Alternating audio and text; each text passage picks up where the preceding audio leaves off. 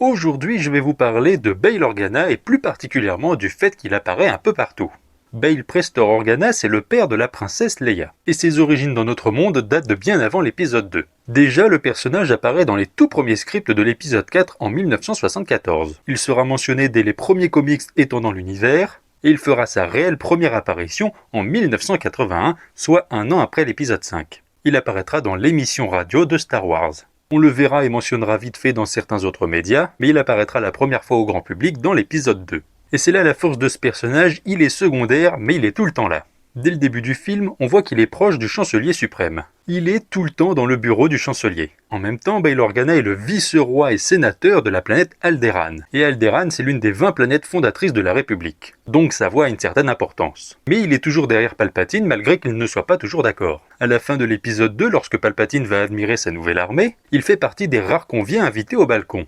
Et il sera présent ensuite dans l'épisode 3. Et lors de l'attaque du Temple Jedi par Dark Vador, c'est la première personne à s'y rendre. Malgré toutes les flammes et le chaos, c'est le premier à s'y être rendu. Et on verra qu'il apportera beaucoup d'aide à Yoda et Obi-Wan. Il a un sacré lien avec les Jedi, mais on en reparlera plus tard. De plus, il sera là à l'accouchement de Padmé Amidala lorsqu'elle va accoucher de Luke et Leia. Et vous savez qu'il adopte l'un des deux. Déjà, rien que dans l'épisode 3, il aurait dû avoir un rôle plus important. Dans l'épisode 3, c'est pas forcément très clair, mais on voit bien que Padmé change un peu de vision par rapport à la guerre des clones. Et c'est pas forcément bien expliqué dans le film.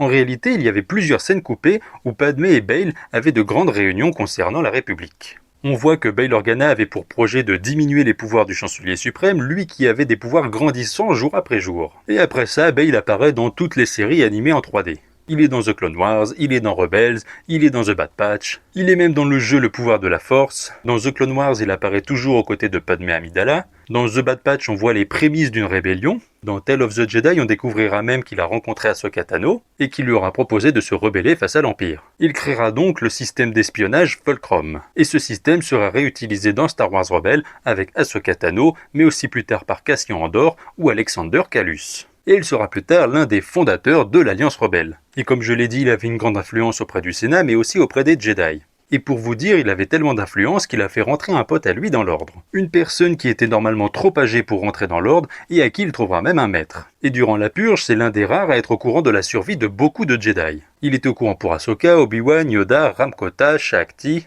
Puis plus tard dans Star Wars Rebels, Kanan Jarrus et son nouvel apprenti Ezra Bridger. Et en plus de ça, il en cachait un directement chez lui dans son palais. Il connaissait la survie de plus d'une dizaine de Jedi. Ça aurait pu lui coûter la vie. Toujours secondaire, aussi dans Kenobi ou dans Rogue One, il aura eu, malgré son rôle secondaire, un impact énorme pour la galaxie. Voilà, si cette vidéo vous a plu, n'hésitez pas à vous abonner à ma chaîne YouTube Curlon et que la force soit avec vous.